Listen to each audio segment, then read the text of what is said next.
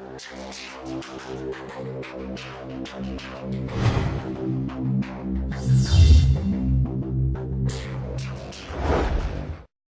going to start as Muslims do in the name of God. In Alhamdulillah, wassalatu wassalamu ala Rasulillah. To proceed, my dearest brothers and sisters in humanity, I greet you with the greetings of peace. Assalamu alaikum. Today, we're going to be talking about a man that came from the 7th century Arabia that I believe changed the world. And this man is the Prophet Muhammad sallallahu alaihi wasallam, upon whom be peace. Now, the Prophet Muhammad, upon whom be peace, he made a claim 1400 years ago. And this claim, I believe, is an eternal claim. And it lasts the test of time. The reason I'm saying this is because we can articulate a very positive argument using our rational capacity, our reasoning, our intellect, our common sense. We could use this to assess whether his claim was true. And this claim was, I am the messenger of God. I am the messenger of Allah. And interestingly, we can assess this claim in the following way. Number one, he was actually lying. Number two, he was deluded. Number three, he was both lying and deluded. Number four, he was speaking the truth. And there is a fifth hidden one, which is that it's based on legend. That the whole history concerning his life and even his claim is legendary, meaning that we can't really believe in the Islamic historical narratives. So let's continue with using our mind, using our rational faculties and capacity, and assess this logical structure or these logical possibilities. So let's take the first one. Could he be lying about his claim? He made a claim that he was the final messenger of God. Could he be lying? Well, let's look at his life.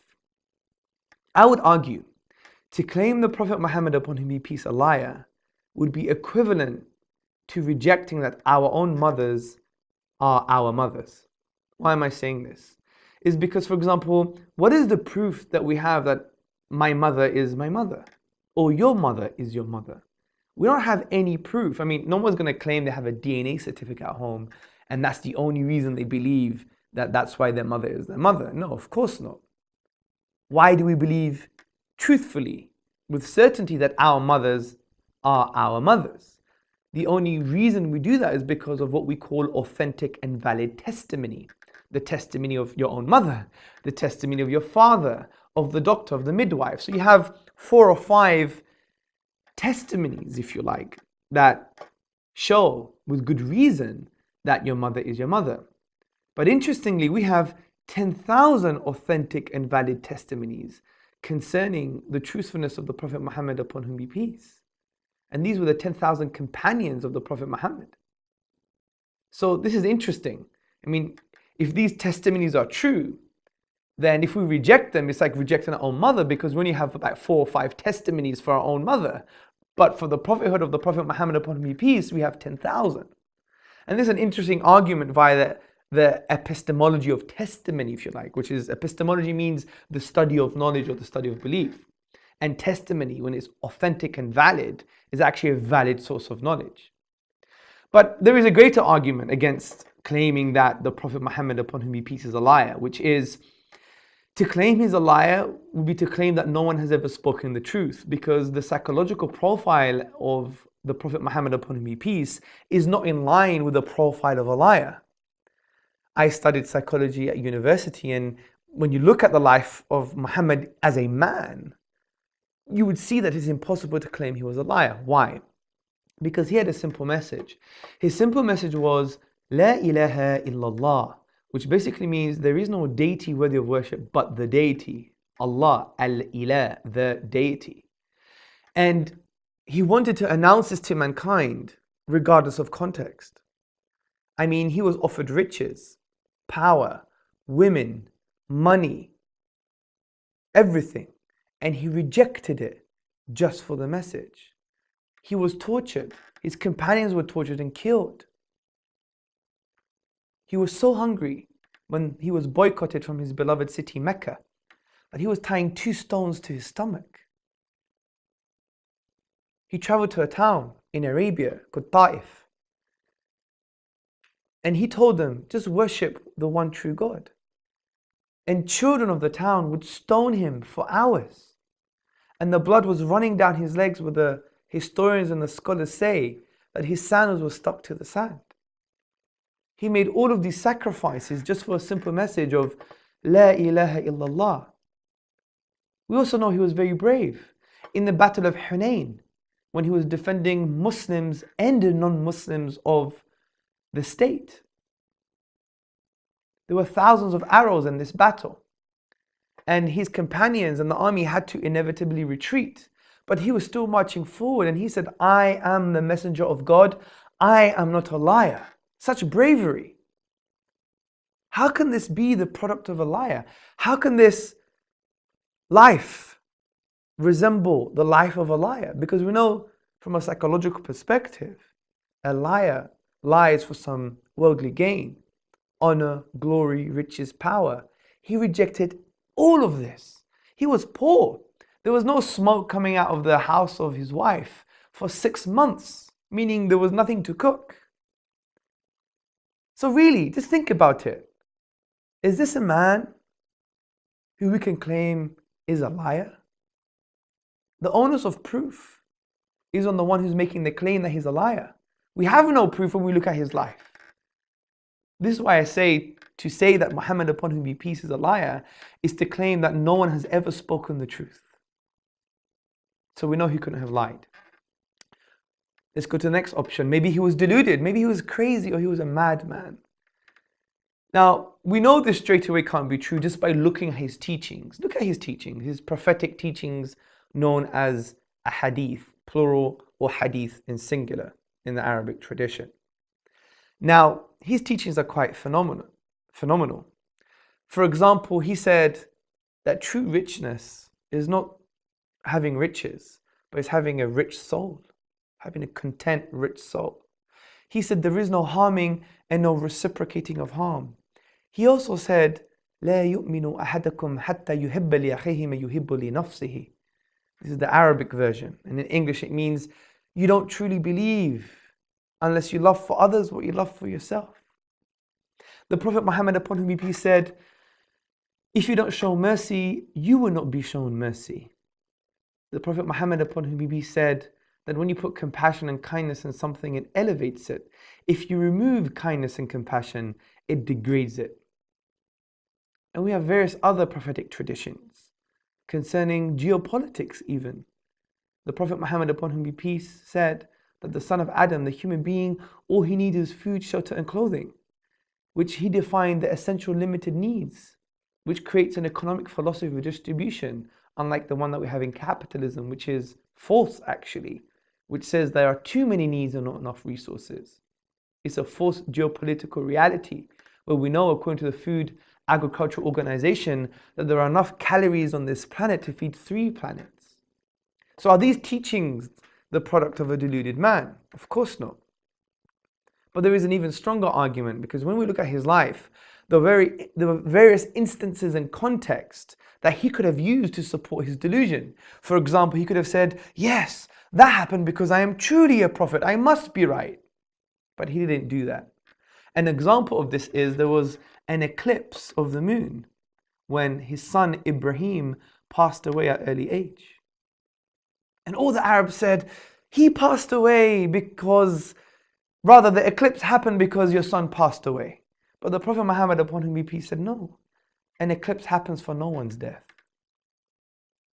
So we have no good reason to believe he's deluded by looking at his teachings and looking at his life.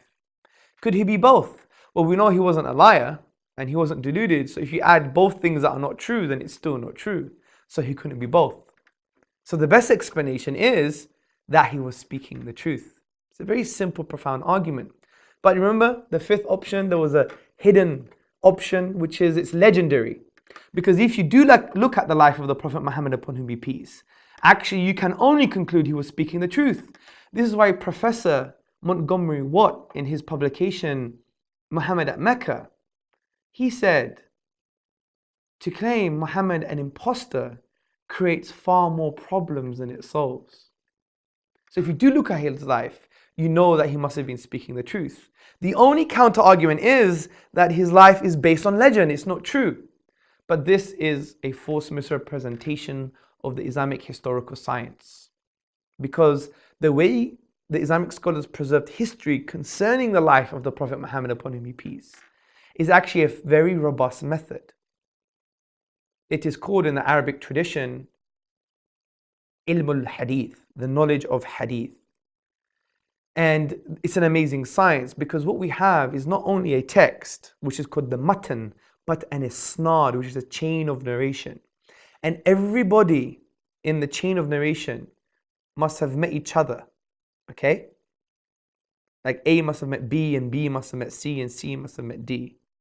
And each person in that chain must have a biography, which is called ilm al-rijal, the science of people. And we have 10,000 biographies of narrators. And we must conclude they were truthful, that they never lied, they were not sinful, they were not unrighteous. So we know that they're all valid, authentic or validated people along this chain. And this is a very brief glimpse at the history of science from the Islamic perspective. So we have a matan, a text, and we have a chain of narration. And this is quite profound, because each person along the chain is authenticated. This doesn't even happen in Western history sometimes. I mean, to reject the Islamic model would be to reject Aristotle, because we know Aristotle only came to us via Plato. Or it is to reject 1066, the Battle of Hastings in England, because those narratives came via testimony as well, whether it's written testimony or oral testimony. And our science is quite detailed, because we have biographical data of everyone along the chain of narration. Now, obviously, you have various scholars like Shah and others who say that, we can't trust these narratives because they're biased. But when someone claims bias, they have to prove it. Because when you look at these prophetic traditions, you have some that claim the Prophet Muhammad, upon whom be peace, fell off his horse. There are some women who came to the Prophet Muhammad and showed them the sanitary towels. I know that's very crude, but the reason I'm mentioning these prophetic traditions is to show that these were contrary to the Arab culture. So for you to claim bias, you need to prove bias, because these traditions go contrary to the Arab culture at that time. So the bias claim is not a valid claim. There's also another claim, according to Shacht, the Orientalist, and he says, well, we don't have early isnads or early prophetic traditions recorded textually. This is actually false. We have various compilations in the very early period of Islam. Now, obviously, this is a big topic, but I just want to show the robust nature of the way we record our history. And to reject our history is the equivalent of rejecting the Battle of Hastings, the existence of Aristotle. So we've dealt with this contention, therefore we can still claim that the Prophet Muhammad, upon whom be peace, was actually speaking the truth. My dearest brothers and sisters in humanity, peace be with you. Today I'm going to be talking about a miracle of the Quran. It's a very special miracle, and it is the linguistic and literary miracle of the Quranic discourse. Now, before I get into that, I really want to discuss what do we mean by a miracle, because traditionally in Western philosophy, if we read the likes of David Hume, he actually talked about a miracle in the following way, and he said it is a breaking of a natural law. And he actually had a contention to this, because he said, look, natural laws are what? They're just patterns that we perceive in the universe. There are inductive generalizations of patterns we perceive in the universe. We take a particular set of pattern or of the pattern, we assume it's always going to be the same. And therefore, if something breaks that pattern, does it really mean it's a miracle? No, it doesn't. It's very incoherent, isn't it? Because maybe it's an exception to the pattern, or we haven't been looking hard enough. So the point is, it's an incoherent perspective of what miracles are. I think from the Islamic philosophical perspective, the following definition of a miracle is far more coherent. Now, in Islam, we describe a miracle as an act of impossibility. Now, what we mean by impossibility is not in formal logic. What we mean is that we can't find a natural explanation when we exhaust all natural explanations for a particular event. Let me give you an example. The Quran talks about Moses, Musa alayhi salam, upon whom be peace. And this is similar to the other traditions like Christianity, that Moses spoke to the Pharaoh. And in the Quranic narrative, Moses threw down his staff. He was told to throw down a wooden staff, and it turned into a snake, and it ate other snakes, the illusory products of the magicians at that time. Now, interestingly, this is actually a miracle because it's an act of impossibility. It has nothing to do with breaking natural law per se. It's more of we can't actually explain it in a natural way, because you take a wooden staff, and no matter what you do to the wooden staff, which is an inanimate object, it will never become animated like a snake. It is impossible. No matter what we do with the natural environment or the natural thing, which we now call the staff, if we cut it, slice it, put lemon on it, whatever the case may be, whatever we do, it will never turn into a snake, ever. If we exhaust all possibilities, it will never turn into a snake. So this is an act of impossibility. We can't find a natural explanation. So it's a sign to the divine. It's a sign to the supernatural. This is a far more coherent way of looking at miracles. So the Quran is a linguistic miracle. Now, why am I saying this? Because the Quran is an act of impossibility.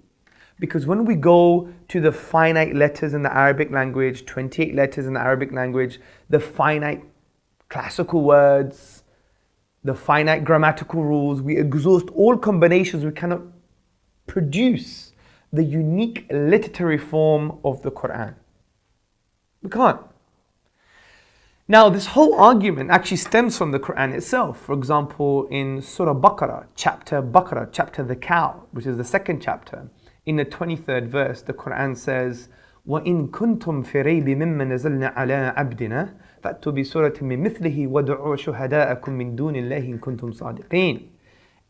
Which basically says, and if you're in doubt about this book which we have sent down to our Prophet Muhammad, upon whom be peace, then bring one chapter like it and call on your supporters and your witnesses and anybody else besides God if you are truthful in your claim. This is an intellectual challenge. And we know this challenge came in a certain environment. It came in an environment where in the 7th century Arabia, the Arabs were the best at expressing themselves in Arabic tongue. So it was a linguistic challenge at the time. This is why the various scholars, Eastern and Western scholars, appreciate that this is a linguistic and literary challenge to the best people who could express themselves in the Arabic tongue. And we know this historically. The famous Arab historian Ibn Rashid, he states that essentially at the time of Arabia in the 7th century, they would only celebrate on two things: the birth of a boy and when a poet rose amongst them, because there was a socialization that the expression of language, the classical Arabic, was like, you know, you're like a president or you're like one of the top guys in society. So the Quran came to challenge the people who are best placed to try and even bring that challenge, because it was an environment where scholars call them Arabic linguists par excellence, the best. So the Quran came to challenge them, and these people failed. We know this because even the best linguist of the time, his name was Walid ibn al-Mughira, he said, by God, this cannot come from a human being. I know the sciences of the language. This can't come from a human being. Now, what is it that makes the Quran unique from this perspective? Now, there's no point going into too much detail because many of you probably don't even speak Arabic.